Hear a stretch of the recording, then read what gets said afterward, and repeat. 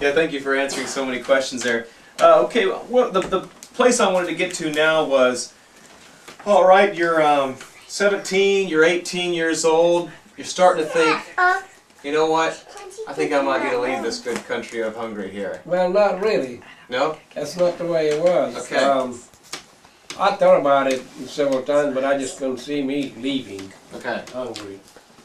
And even though after my uncle from Canada was home, in I think in '54 or '55. Okay. And I talked to him, about things, and all that, but I never really made any plans. Okay. And I really never thought I had the guts to do that. Okay. Well, that's a big step. Right. Right. But whenever the revolution broke out, okay? Mm-hmm. And then we did a few stinky things, and besides, I had my little conscience, kind of disturbing me about this guy that's American and all that, and the organization, all that. I said, they might find out about that, or, if they did, and I'll be in deep doo-doo. Okay. You said you did a few little stinky things. What do you mean by that?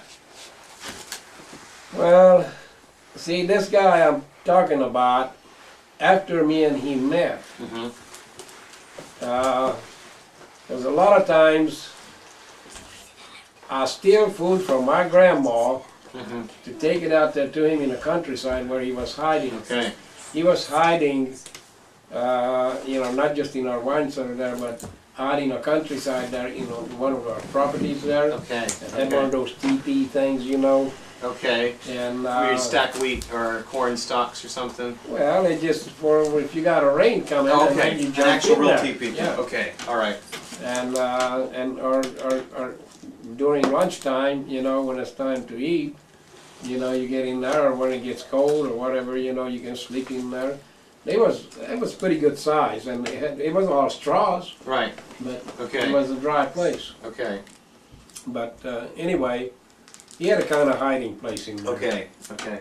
But anyway, and I used to, a lot of times I cook for my mom and dad, when they was out in, hoeing or whatever, or out in a grape field there, and I knew how to make paprika skrumpli. So we had today? And yeah. Potato paprika? Yeah. Okay. I knew how to make that, and how to make beans, and how to make... Did you always make it real soupy like you like it? Is that where you got that taste for it? Yeah. Okay. Sometimes, back then that is not a soup. But you would stretch everything. But you would stretch everything. Yeah. Okay. But of course, I cook a lot of different things and take it to my American friend. mom and dad. Oh, okay. No, okay. with mom and dad. Okay. But my American friend, see, that was usually in a different part of the country there, not where my mom and dad. Because we had different places, some little farm spots that you would go. Okay. Yeah, where they was working, Okay. We have a grape field in one part. We might have 3 different grape fields in different part of the country there. And I might have a cornfield, might have sunflower one year and corn the next, or whatever. Yeah. Yeah. But anyway, but that's the place he always was. Okay. Now here's the crazy thing about it. Okay. My dad, unless he told my dad that I was doing that, I never told my dad that I was doing that. Okay. As far as I knew, my dad didn't know anything about it, because my dad never asked me about it. Okay. Say, what are you doing? Feeding this guy, and all that. Or I don't think he even knew. It was just something that it was so secretive, that you just don't tell each other anything, and just leave it there. Yeah. And then so used to when I don't have the food at home. Well, my grandma always have beans cooked. Okay. All kind of leftovers, all kind of goodies cooked. I mean, she was so good at that, And they was always plenty, and she always told me just go in there anytime and eat or whatever, And she thought I was really picking out because I got a lot of that stuff And take it over out of there. there and then took it out to him, you know. And of course, now whenever they raided the area, you know, wherever after they find out that, yeah, there was just this organizer and all that, you know, and then so here came our military, and they went right by our house, going out to the countryside there, you know, Wow. out into a forest, you know, Okay. that they're gonna get that guy, see. And I was a little scared because I thought that, well, sure enough, yeah, he probably could, you know, but I just knew that he was smart enough to hide, you know. But anyway, so after that, it was kind of sad because they was coming back with this casket Oh, and claiming that he was in there, see. no kidding. Now they made the whole town believe that bull, except me. Really? Because, well, right then I believed it, you know, and I was very sad that they got him, you know. And, I mean, you could hear us shooting out there and all that stuff, you know. And they acted like they got him, see. Parading around in town. Yeah, Okay. yeah, they took him through town, but nobody would open the casket, Okay. you know. They just showed the casket, Okay. and that we got him. Okay. But I think it was like 3 days later when I went out in the countryside there, you know, and somebody's waving at me. Wow. That right there was my happy day, you know. I knew the Isn't guy, that something? those soldiers, they didn't get him, Right. okay? So, Wow. and I've never told that to a single soul in my life ever, but it doesn't matter now Right. because the guy probably been dead a long time. Right. But maybe a whole town and everybody else believed Went on believing. believing it, and they had to write up about it in the paper and all that, you know, and all that stuff there. I knew better. I knew that guy wasn't dead. Wow. So it was just their wishful thinking that they killed him, you know, but they did. Okay, so you're thinking, okay, here I've been feeding this American. I've obviously been part of the resistance in your mind, right? Yeah, but see, even my buddies that I was living with in Juniors, Right. you know, that was my part-time thing. You Okay, know, right. environment. When you were home and all And that. then my other environment was over where I was working, okay? Okay, what was your involvement So there? I was kind of a What was your doubling up. What was your involvement where you were working? Oh, gee, we had a bunch of stuff. Okay, you were mentioning the resistance type of things that you had there at the workplace. So what was that like? Oh, that was pretty mixed. You know, most people, about 9 out of 10, you know, was all for the revolution and all that. Okay. Of course, we was on strike at that company there for weeks by then. Okay. Wasn't the whole country pretty much on strike? Yeah. It was a lot of that stuff started much earlier than that. Okay. Yeah, okay. So we was on strike. Nobody would do anything, you know. Okay. No working, you know, and all that. Saying we want to rule our own country, Yeah. that kind of thing. That's Okay. right. Well, they was hoping that something gonna be done, you know, or through some negotiation where they change the Russian government out, you know, in Okay. Hungary, Okay. and put in a democratic government, Okay. you know, of some kind. And this is kind of the things that we got all kind of promises through the Free Europe radio station, the Voice of America, and all that, you We're know. saying that America's They going was to come in. pumping us, you know, that yeah, this is the time, you know, Okay. and all that. And so it appeared that, well, you know, the world opinion just not let us down, okay? Okay. This is it. Guys, You if know, we get this We together. got him now, okay, because the whole world is on our side, you know. Wow. Okay. The Hungarians, you know, that, well, here it is, the Hungarians was ready to fight the Russians, that, you know, that here's the smallest country in the world against the largest country in the world, okay? Right. Right.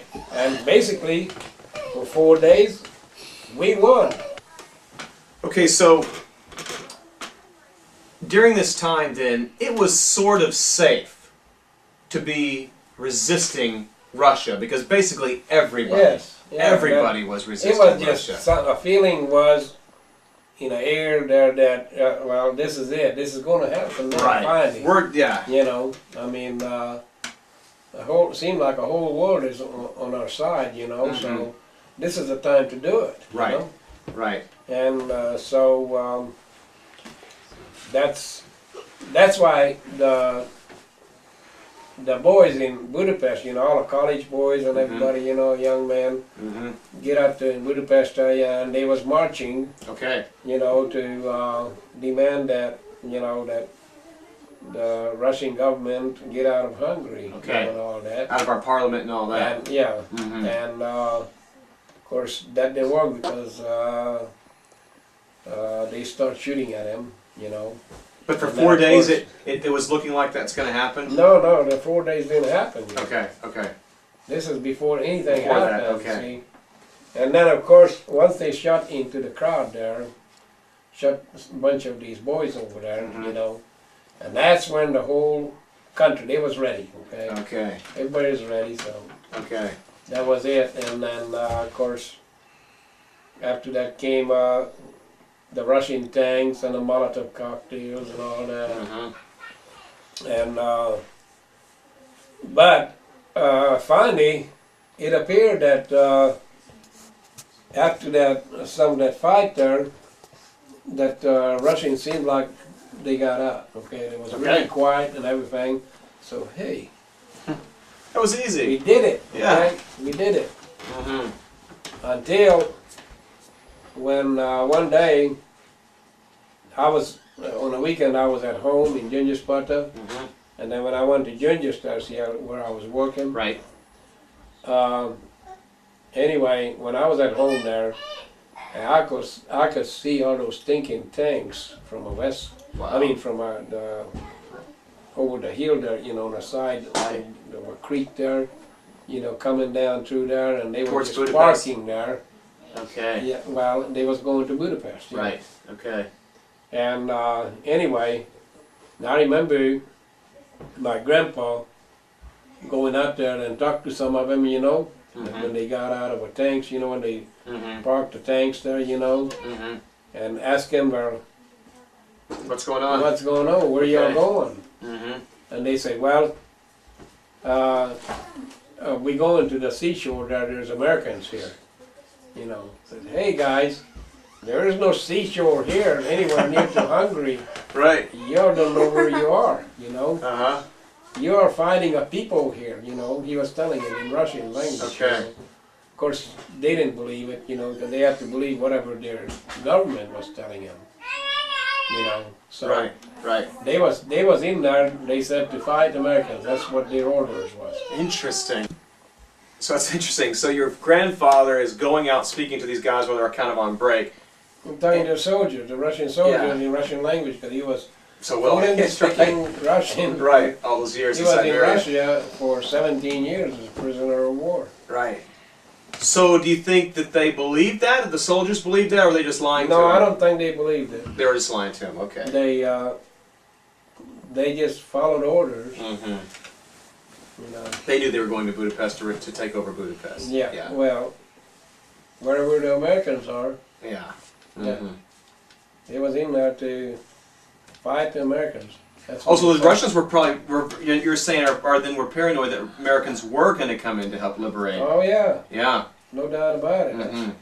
This would have been That's America probably against the Russia orders that they got. to wait there. They might have thought that when they give them the orders, that by the time they get here, there will be Americans in there, you know, or something. You know, so of course, needless to say, that was the wrong They never feeling showed up. because America never got involved. Never in it. showed up. Yeah.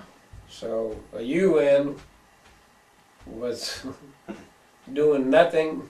They was just telling us ceasefire. That means stop, you know, and then had we go on, if we finished it off, Hungary might have became free by right then, you know. But then when the Russians saw that nobody's going to do anything about it, they keep talking in the UN. So they just came in and bombed Budapest and came with all the things, went through Budapest, you know, blow up the whole cities there. I mean, the streets and everything, killing a lot of people. But by then, of course, there was a lot of Hungarians fighting back, and a Hungarian army, the general Hungarian army, switched over to the people's side. Yes, he switched over to the Russians. Yeah, he finally got killed about it, but he switched over. And, the Hungarian general. They was up in an area where Pity lived there, kind of north part of Budapest there, in some forest or wherever they was hiding out. Wow. The Hungarian army, and they got on the Hungarian people's side. Okay. So when the general gave an order on the radio, you know, and then it took effect, you know, that regardless whether there was Hungarian, because there was some Hungarian tanks and Hungarian soldiers all over the countryside out there, and the order, they followed the orders, you know, then that's when they turned their guns on the Russians and everything. Of course, that didn't last very long because Russians was too powerful. Right. Wow, so you then woke up to, after Budapest was taken, my homeland has changed. This is no longer the Hungary I dreamed of. See, like I said, that I didn't never think about leaving Hungary until all those things was going through my mind. That because my two buddies, Steve and Laszlo, that's in Minnesota now, you know, and myself, we got together and say, what are we going to do, you know? Okay. And then that's when we decided, you know, of course, my feelings was, because they didn't know nothing about my involvements, okay? Yeah, no one talked, We don't talk about that stuff, Yeah. okay? Yeah. And they didn't know anything about my involvement, and I didn't tell them anything. But, of course, the things that I was feeling, that, you know, all these things was going through my mind. What if it's going to come to this, you know, because this is not going to just go down easy, Right. you know. Right. And they're going to be asking questions, and then who knows what, you know, and then somewhere all that stuff I was doing with the underground, because it's basically what they was going after, the Russians, you know, that the underground that started all that, see. Like the American, all those people Well, that were... whoever they were, Okay. Hungarians, Okay. Americans, or whoever. And get the resistance people. Yeah. And so I said, well, if they go back and dig in that, you know, and you know, my name might pop up somewhere, you know. So anyway, so my decision was that, okay, guys, we're going, okay. So what the plans were basically first is that we was going to get out to Austria, okay. Okay. Because still had this feeling that, you know, things going to change. Right. We'll just And hang out in things Austria change, for a while. and we just come back home. Okay. Okay. You know, as heroes, okay? Right. And, well, it didn't happen that way. Okay. Because after that, we run it in Austria there, and nothing ever happened. Right. Let's go to the day you left. Okay? You're coming into Gingis. It was on November 20th, I think. Okay. 56. 56. You go home to say bye to your mom? I was going to, but You're at trade school, living at trade school at this time? I mean, the first time I was going to, and the second time when I was trying to go home, it was, I think it was on the 28th or the 21st. But anyway, of course, it was at night, you know, and after curfew hours on my bike with no lights and everything, so I didn't want nobody to see me. And then outside of a city of Junjester. And you were in trade school, living there as a resident at trade school, or you I was finished no with school? longer in school. I finished Okay. school. I was working. Oh, you were working in Gingis. Gingis, yeah. Okay. Okay. Yeah, I had a good job. Okay. You know, and then, but of course, all my tools and my paychecks and everything, it was all in my toolbox. Yeah. I don't know how much money I left there. Okay. But anyway, it didn't matter. Right. We weren't interested in money anymore back then. Anyway, so when I was trying to go home, I made a last try to go home and to say goodbye to my mom and dad. And then I almost got shut down outside of town there because they screamed at you to halt, you know, and they turned on the lights, you know, and well, first they hollered at me that if you don't stop, we're gonna shoot. Okay. So anyway, so I stopped. I was gonna go off into the grape because it was a grape field there. Okay. And I said, I'll go in there, they never find me, you know, so Okay. I go through there. But it was dark, Right. couldn't see nothing.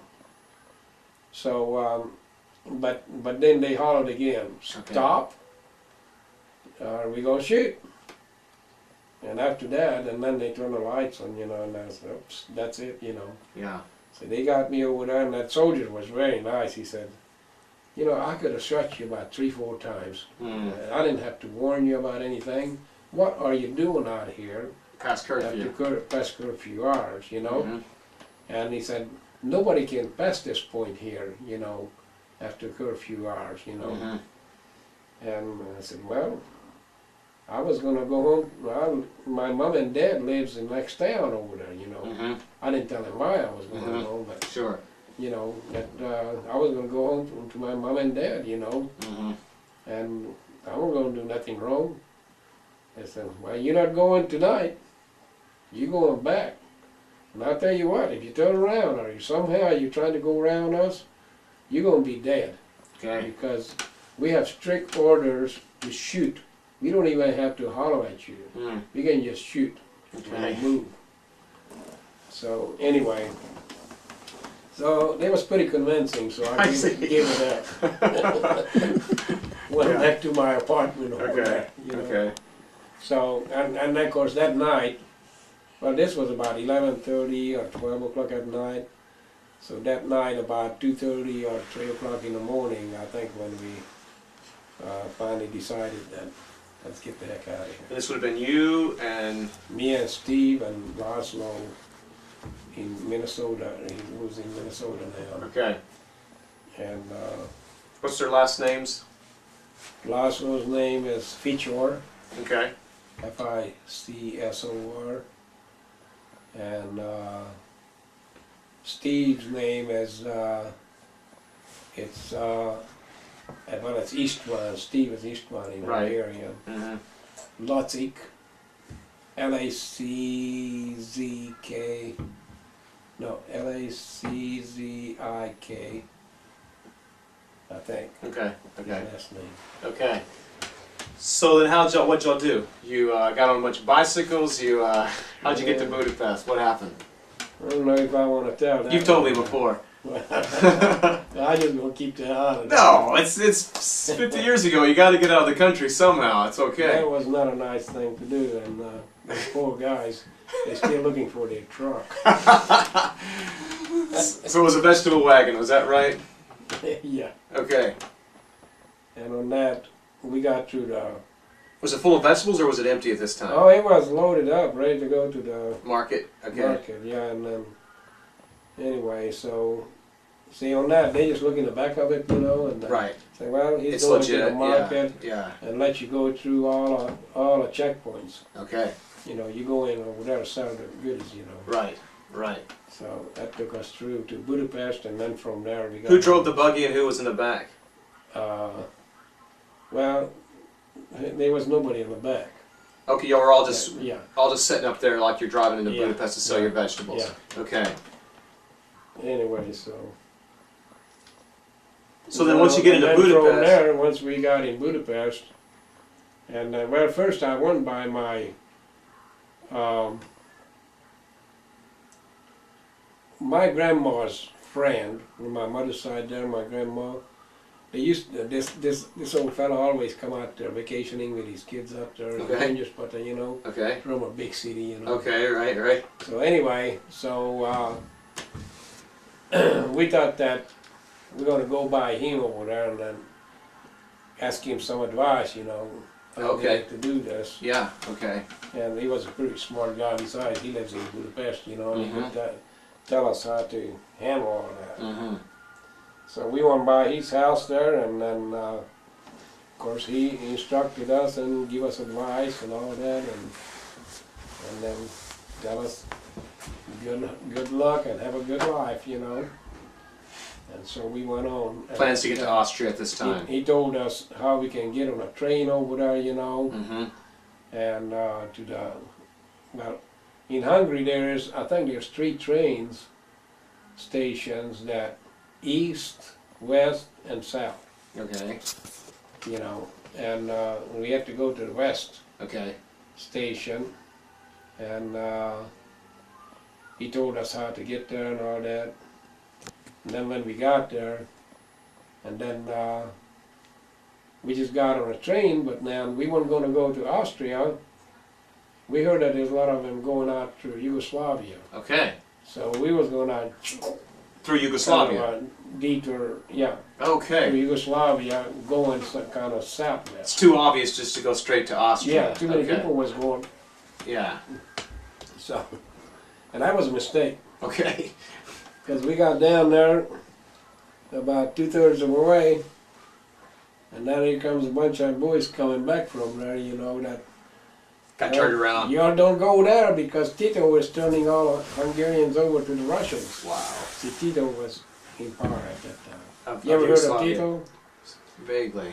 Tito was he a, was a Japanese he was a- ruler. no, he was a Yugoslavian dictator. Okay. But And he was sitting on, he don't want any Hungarians in my well, country. he was always wearing a double coat there, Okay. you know. He was not completely a communist, but not completely a capitalist. Okay. Okay. He took from both sides. He Okay. was a smart man for his country. Yeah, right. Okay. Okay. He took the American dollars, and he took the Russian Rubles too. rubles Yeah, too. right. Okay. Okay, but in this case here, I guess he did what the Russians was telling to do. Okay. Send him back. You know, so anyway, whether it was true or not, we don't know for sure, but it convinced me not to go there. You know, Now, did you buy a these ticket or guys- did you just sneak onto the train, or how did you get on the train? No, we bought the You ticket. bought tickets. Okay. Yeah. Okay. Yeah. And so, going back, okay, now, we could have gone cut across that big lake in the center of West Hungary there, Mm-hmm. you know, but it seemed like it was impossible to get across, so we had to come all the way back to the east side of that lake and then go around and then go toward Austria. You talking about walking here? Well, Or on some of train us rides? walking, some of us train riding. Okay. Okay. But walking, it was basically impossible to do all that. Okay. Right. And so anyway, so we came back and then hopped a train again and go toward Austria this time. Okay. From that lake area. Yeah, from north of that lake. Okay. Okay. And so we was hauling out toward Austria. Okay. And Is this the lake here? Balaton? Balaton? Balaton, yeah. Okay. Lake Balaton. Lake Balaton, yeah, it's the biggest lake in Hungary. Okay. And from there you headed up straight up to Austria. Yeah, well, let me get my glasses Okay. because I want to show you about Okay. Yeah. where we. There's the. Yeah, it was somewhere over here. But just don't go into any enough detail. Okay. It was somewhere in this area. But Okay. I don't know. Okay. So you got from this lake area, from Yugoslavia. Did you ever make it to Yugoslavia? Okay. The way we were going is here's Budapest. And here's Gingispata here. Yeah, Budapest should be right here somewhere. My goodness, they don't have Budapest showing? Yeah, they should have Budapest. That's right here. But where is it? Are you kidding me? That's the craziest map I ever seen. Now Budapest is where it says Visegrad. It's Budapest is right here. Okay. Okay, and then we was coming this way first.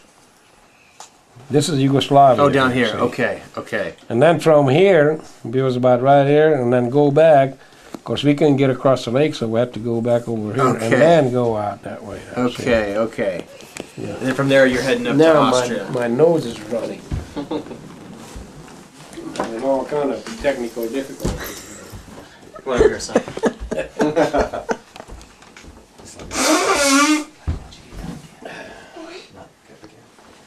Okay. So interesting. Hungarian mating call.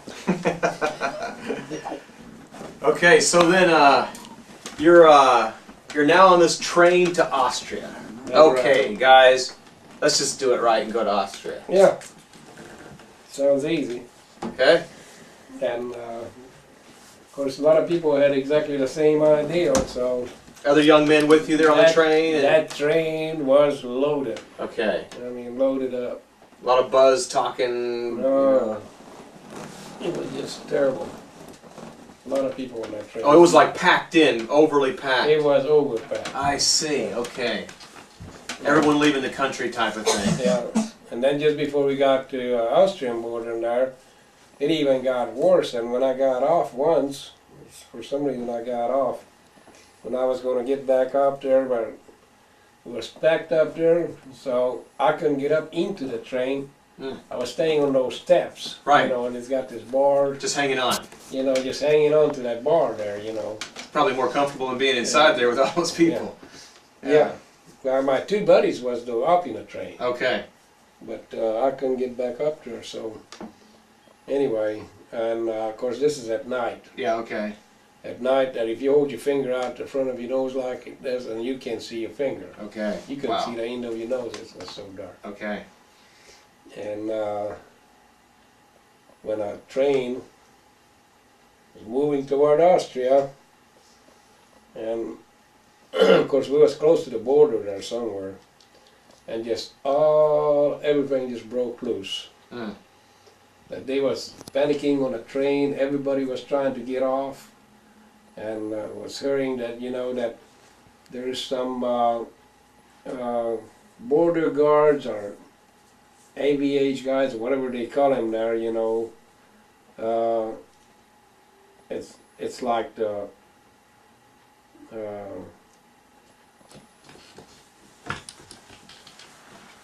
what would you call them?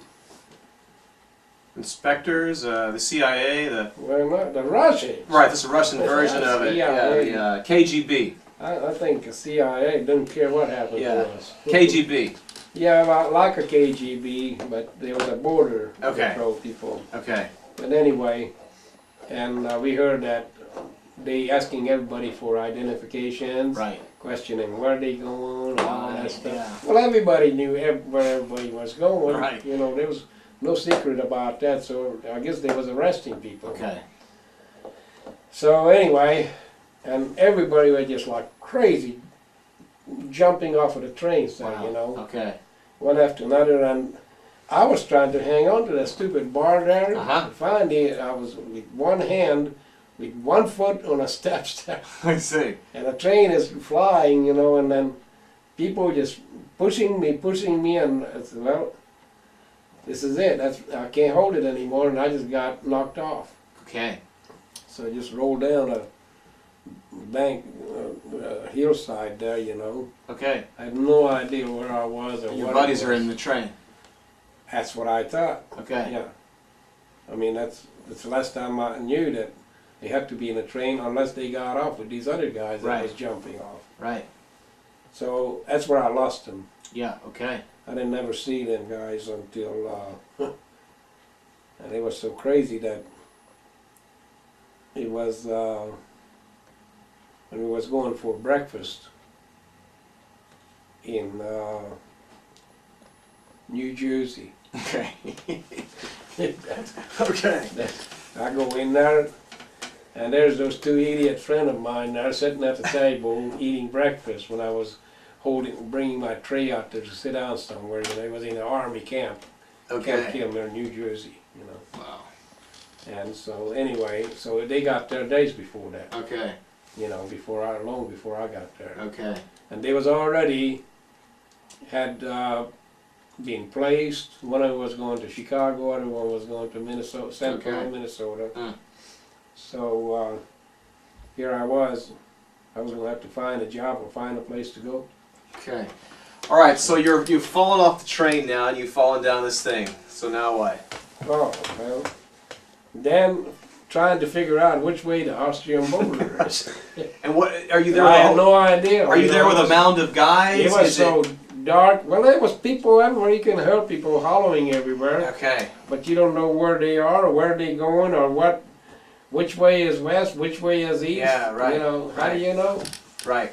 You know, and I just heard voices out there, you know, say, "Come on this way, here's the Austrian border." And then you heard the same thing, the opposite direction. I said, Yeah, "Whoa, okay. wait a minute, one of these are not right, you know, can't be right." Wow. So anyway, but anyway, it seemed like it was that way, you know, so I started walking that way, and then finally, I ran into this kid with a flashlight and everything, you know, who was living in one of those little towns on the Uh-oh. border. Yeah. He was making money out there. I see. Helping the people getting across the border, see. They're taking money. Yeah, taking money, yeah.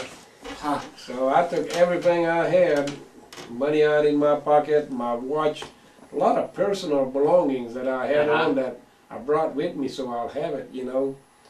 I just give him everything, say, "Here, guy, I give you everything I got, just get me across the border, okay?" Hmm. And so, anyway, he said, "Okay." So he got me to the border there, and then got across the border there, and after that, Now the border, there were some obstacles there, wasn't there? oh yeah, but it was my lucky day or lucky night or whatever. There was shooting and mines and. There was a lot of shooting out there and well, the mines was already exploded. Okay. And this kid told me that don't worry about no mines because Okay. they've been exploded a long time But ago. so the Russians knew that all these guys had poured off this train, and so they were basically shooting people as they were trying Yeah. to come across the Austrian Yeah, border. whether they was Russians or they was KGB or whatever they were, you know, well, they were out there, you know, border patrols or whatever. You Mhm. know, they a lot of people died probably on the border or somewhere. Did you see any people shot right next to you? No, but it got close to me. Some of those bullets. Yeah. Yeah. When I hit that sand there, I could tell that bullet wasn't very far from me because it threw dirt in my face. Wow. So anyway, so that was, of course, after that, I was in Austria. Okay. So, and it made, That little boy dropped you there. Okay. See you later. yeah. Oh, he didn't ever go across. Okay. He just pointed, huh? He said, "There you go. I see. Good luck." Okay. So now you're in the middle of Austria, this little town. Yeah. What do you do? They took us to, They. well, the Austrians over there. They was You- picking us up. Some nice people were helping the Hungarians. Well, there was Austrian police, Austrian people, Okay. Austrian whatever they were. You know, they was picking us up and then taking us into the town. Okay. And then from there, They feed you, all that kind of thing. they was taking us into this camp. The refugee camp. Yeah, refugee camp. Okay. Yeah. They feed us there and all that. Okay. But it was miserable there. God, I didn't know there was that many Hungarians. I see. Really? Just mass humanity, huh? It was a lot of them there. Families. And everybody got miserable, and a lot of wanted to just go back home and all that. You know, it was not a very good time there. So your original plan was, I'm going to wait here in Austria. I started to think, Yeah, oh, well- this is awful. I knew that I wasn't going to wait there very long Yeah. because it was just too much. Yeah. Okay. And so after that, when they took us in, I think it was in Salzburg or wherever, and and then from different countries, consulates, people came out, you know, to us, you know, and then asking us to where we want to go and all that, you know, and gee, I just want to go, you know, I don't care where, just get out of here. That's what you said. Yeah. And so, anyway, I just kind of got lucky that American consulate Was there? came, and then, Okay. you know, and I said, They ask you what trade you had, what skills you had, that oh kind yeah, of thing? there's just paperwork that they fill out to the team, with the interpreter and all that, you know, and everything, you know, you got to answer all the questions. And then once you do, and then they submit it and then check it out, and then next day they came and said, well, are you ready to go to America? You bet. Okay. Yeah. Okay. So I was ready to get out of there. I was there, I think, 2-3 weeks. Okay. It was not really a very good place to be. Wow. So anyway, so came to good old US of A. Wow, wow. And where did you come in? Was it a boat? No. They flew you? I flew first class. First class, was it? I don't think it was first class. Okay. It was Braniff Airlines. Okay. Yeah. Okay. And what happened is, we flew out of, I think, Salzburg. Okay. And that plane was going to go all the way to the United States. Okay? And straight shot. Okay. Wow. Well, what happened is we was over France. And I was sitting on the right-hand side, just behind the right-hand wing there. Okay. And oh my God, there's a lot of smoke coming out of that thing, you know. And anyway, finally the interpreter announced it that, you know, and it was really rough and everything. That, well, we got a problem. The right engine caught on fire. They had to shut it down, so we got to fly with one engine. So put your, I don't know what all the stuff, safety stuff on and all that. You know, they put it on us and all that. So and then they announced it that, well, okay, well, we needed to land, but we can't land. We over France, and our friends will not let us land. Really? Because you're being Hungarian refugees, political situation, and the French government have a treaty with the USSR government. Wow. And they will not let you land in French. Even French. even a Even plane that's emergency, you can even die. emergency. Well, hold on a second. Well, I never heard this one before. So you're in the plane. You're thinking, boy. Yeah, my luck. Exactly. They want for bad luck. I don't have any luck at all. And this. So anyway, so they announced it that, well, hope we make it back to Germany because that's the only place we can land. Okay. We're going back to Frankfurt, Germany. Frankfurt, Germany. I never heard of it, you know. Okay. I was hoping it was close by. So. Right. Wow. So anyway, so with a burnout engine there, we flew back to Germany there and landed in Frankfurt. And I think we was there a couple of days before they got us another plane. Wow. Okay. And then from there, we went on, and I think that one stopped in Greenland, or I think it was Greenland, because it was everything solid ice out there. Wow. Yeah. And then I believe it stopped in Canada somewhere, and then, well, it kind of goes to like on the North Pole there, Yeah. you know. Yeah. We flew from And Germany then, once and like then, that. And then came south to New Jersey there, Okay. you know, from Canada, and then landed in New Jersey. Right. Okay. You know, I mean, well, I guess it was a New York airport. New York. I guess it was. Yeah. Okay. I don't know. Okay. Right. I think it was a New York airport, and then in the bus they took us to New Jersey. Okay. Okay. To Camp Kilmer. Because I Camp remember Kilmer. whenever the bus stopped at the front of it there, and it was a sign on there. Okay. It's an army camp Okay. in New Jersey. Okay. Okay. So that's where we went. Cause see, there was no Ellis Island. Ellis Island was just shut. Okay. It was gone years before. Okay. Okay. So anyway, and then you don't come on a boat anymore. You fly. Okay. All right. First class refugee Outstanding. flight. Yeah. Right. Okay. But anyway, so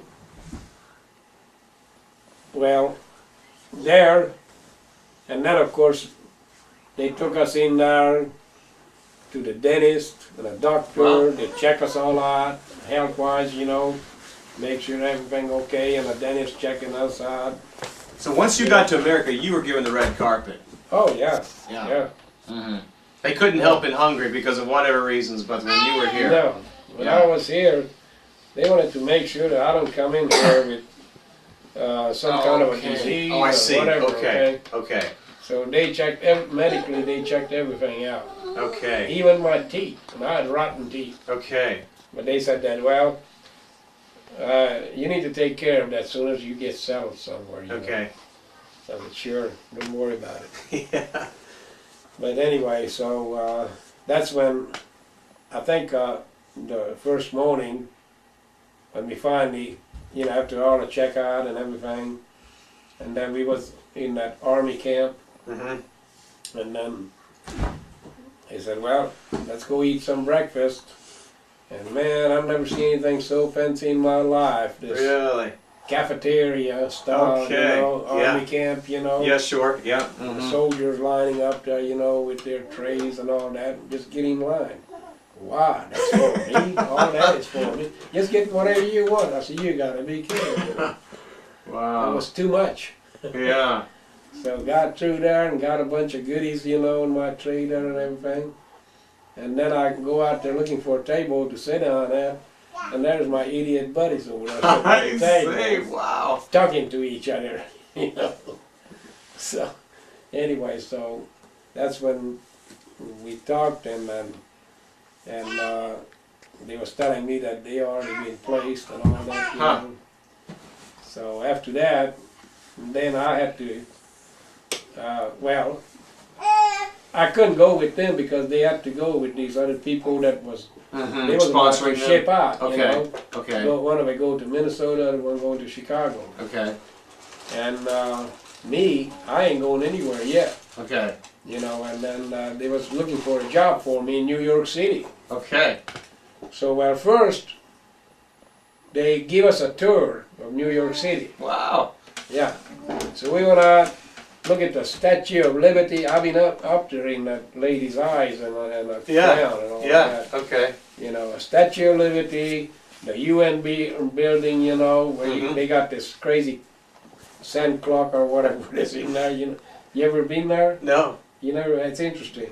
We've been to the outside of Statue of Liberty, but never No. inside. On the inside, they give us a tour there. Let's see, a Statue of Liberty, UN building, and there were several different places that we went to. Empire? Empire State Building. Yeah, I maybe? think Empire Okay. State Building, and then That was the dentist. then took us downtown at 5 o'clock. You know, which Mhm. was a bad mistake.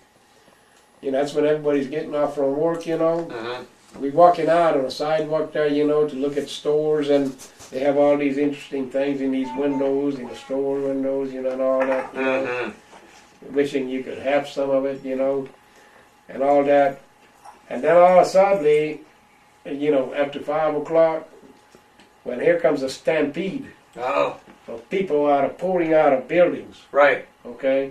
Right. I mean, it was just crazy. Everybody got up at I 5. have never seen so many people in my life, Wow. and had to get off of that sidewalk to the wall there or something, because you stay there, you get run over. Okay? Yeah. It was just, to me, it was like watching a stampeding cattle herd, you know, Right. crazy. Right. Yeah, I think if somebody fell down, they just run over him. Nobody apologizing or stuck to nobody, because I wouldn't know the difference anyway. Right. But they just pushing each other around and all that. Wow. And here I am, a country boy, see, looking at all this, I said, well, if there's anywhere in the world, God, help me to get out of here. I do not want to work here or live here or have anything to do with this place. Just let me die. I don't want any part of this. You know, Yes. this is Right. not my lifestyle, you know. Couldn't handle it. Right. So anyway, so we finally went back to the Camp Kilmer there. And then of course there was a lot of people out there to try to locate us, you know, and find us a job and all that, you know. Okay. And sure enough, of course they were Hungarian interpreters. A lot Okay. of them was priests, Catholic priests, Okay. you know. Okay. That was Hungarian priests. Right. And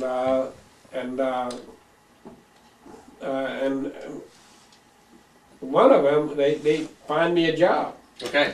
You know, with your trade, machinist and all that, you know, with your experience, we got just a job for you right here in New York City. Okay. Wow, that was a surprise, you know. I'm going to work in a couple of days. Okay? Right. Right. So I figured that I'll never be able to get a job here, you know, I couldn't speak English. Don't worry about that, you know. You're a Okay. machinist, you'll make it, you know, Okay. they train you. Okay. Okay, so, well, anyway, a couple of days went by, you know, and then I met this Hungarian priest Okay. that was from Dallas, Texas. Okay. The Cistercians here. Yeah, Cistercians Okay. Abbey is a place that, you know, Mhm. Father B. B. His Okay. name was, yeah. And once he asked me, you know, what kind of work I do and all that, you know, he said, well, let me tell you something. He said, you need to come to Dallas, Texas because they are looking for machinists and tool and die makers all the time. Okay. I mean, if you ever come down there, you never have to worry. You might have to worry about a lot of things, but you never have to worry about a job. Okay. So, and he said, I'll tell you what, if you want to go with me, there's a bunch of us going to go to Dallas, Texas there on a plane, Mhm. and I'll get you a ticket. Go with us, and we'll help you down there. You know, you don't have to worry about anything until you get a job. Okay. Gee, that sounds like too good. Besides, I was thinking, but my goodness, I got a cinch thing. I got a job already. All I got to do is just go to work. Bird in the hand. Yeah. Yeah. Yeah. So, why would I want to trade that for something, you know, Dallas, Texas? I have no idea. They showed me on a map, but my goodness, it looks like pretty close, but it wasn't that close. Yeah. Wasn't that close? Yeah. So anyway, I was thinking, now what am I going to do? I got a cinch string here, you know. But then the more I thought about it, what did it is that after work traffic, I mean the people that was getting off yeah. from work, Yeah. that herd of cattle I was worried about. You know, in the stampeding city of New York sidewalks, okay? Right. Right. And I said, I do not want to live here or work here or stay here, you know. Right.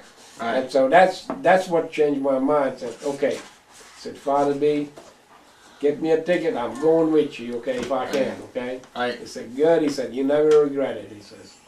So anyway, so I think in a couple of days, then we came to, with a load of Hungarians there on British Airlines, down to Lafayette, Dallas, Texas. Mhm.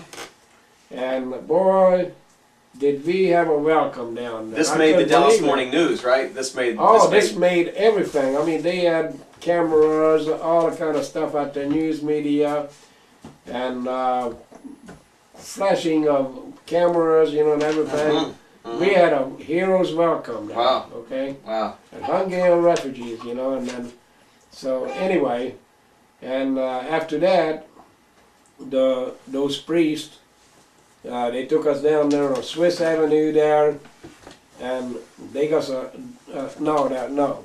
First we went to White Plaza Hotel, Okay. downtown Dallas, Okay. and we went in there, and they got us a room there, free. I see. Until you get a job, you just stay here, okay? Wow. That was a very fancy hotel back then. Yeah. Okay?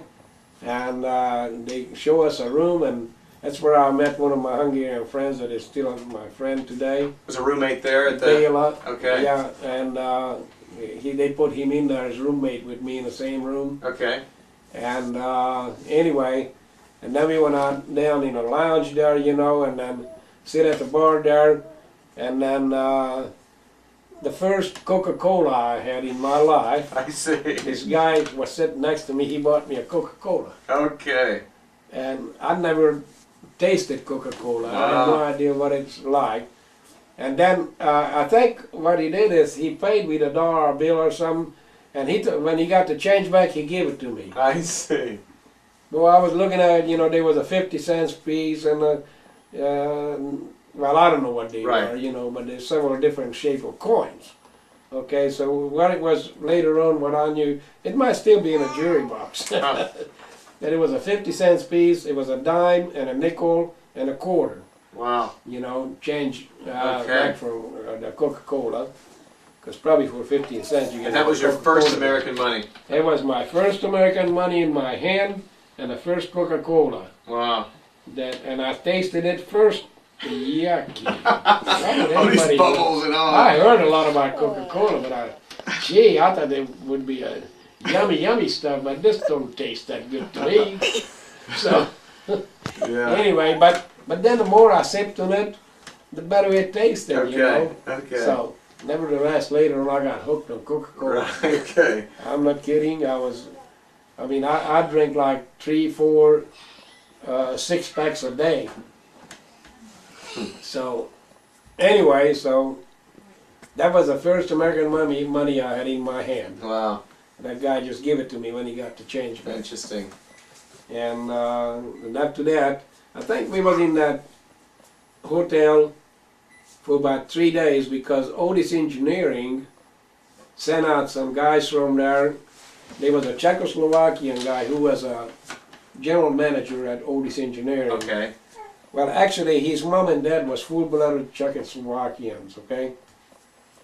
So he fluently spoke Czechoslovakian and English, you know. Okay. Right. Sure. Well, anyway, so now, whenever they came down there, and then he got 3 of us, me and Carl. Well, you Okay. met Carl, didn't you, Tanya? Oh, yes. Okay. Okay. Okay. And then there was another guy, another Hungarian, Okay. that now he came in handy, because they hired the 3 of us to go to work at Otis. Okay. Now, 2 of us did not speak anything but Hungarian, okay? But this guy here came in handy because he spoke Czechoslovakian. He interpreted for Mr. Nosko there that came in from, actually that's the reason that's how we met him, Right. to interpret. He you spoke know. Hungarian and He spoke Czechoslovakian. Hungarian and Czechoslovakian. Okay. Did not speak English, Okay. okay? All right. And Noska spoke English and Czechoslovakian. Okay. So anyway, through him, you know, we interpret through him, you know. Mm-hmm. And so anyway, we got over to Otis Engineering, and well, I think it's 3 days after we was in the White House Hotel. Okay. Went to work over there, because we couldn't do anything yet because we got awful lot of things to learn. Just because I knew how to run a lathe, how to run a mill, how to run a drill press and all that, the machinery, there was no difference to me, you know. Okay. But Right. the problem was the drawings. Okay. The drawings was in inches, not in metric Oh, system. Okay? wow. Okay. So that was one problem. I said, well, I will learn that, okay? Mhm. Because I knew enough about metric system, but it's not that much, okay? Okay. This is all inches, okay? Yeah. I didn't know, but the only thing I knew about inches is some of the inch threads in Hungary that we was using. Okay. I chased a lot of inch threads. Okay. And I knew, back in the school, they was teaching us how to set up a lathe for cutting an inch thread on a metric Okay. lathe. Okay. So that came in handy. Okay. So anyway, so they put me on an engine lathe first. Okay. You know, just go out and play with it, you know, and do Uh-huh. whatever you want, you know. So anyway, it didn't take long, you know, to get going. Now the only problem when I learned the metric system, the inch system, Uh-huh. pretty well, you know, Mhm. how to convert. And they was keep telling me, don't worry about trying to convert. Just forget about metric and just try to work in inches and here's the Using a scale. micrometers, Yeah, and they right. showed me how it works and all that, you know. Okay. Okay. So anyway, Chris, come over here. so we worked with inch mics and just forget the metric stuff, okay? Yeah. Yeah. And but then there was still problem with the drawings though, that if there was numbers on there, that was no problem, okay? Right. I knew what a Sure. 16 of an inch was, or what a .0625 was. Right. As Right. 160, because I got a place to look it up. Right. you know. Exactly. But the problem what it is, whenever there's a little note and it's pointing at some diameter or Right. a part, you know, and it's all in English English. written note, you know. Boy, might as well be in Greek, Right. you know, just didn't know what that was. Right. And there's this very funny thing that happened about that, but you know, I used to, you know, that pretty well figure out what those notes mean, you know, and then one day, then this is 2 months after I've been working for this You've been old making fella. molds for 2 months. Well, not molds, but this was oil field parts. Okay. Okay. Okay. All Machinery this for that. engineering, yeah. Okay. Okay. You know, on a lake there, you know, I was making all kind of research parts that goes down into the hole, you know, Okay. and Okay. research for oil and gas and all Okay. that kind of stuff. But anyway, and then this old fella named TJ, that Okay. was his name. He was a shorty, little bald-headed guy. He had his desk right out in the middle of a shop, in a machine shop. Okay. That was his station, okay? Okay. And had a couple of 2-3 chairs around his desk there, you know, especially next to him, that when you sit him, whenever he gives you instructions, you know. And then Otis was something that, it wasn't a production show. You only make 1, 2, or 3 parts at a time, you know. You don't Okay. make 10,000 parts at a time. You know. Okay. Okay. It was all little, just a small number of quantity. Okay.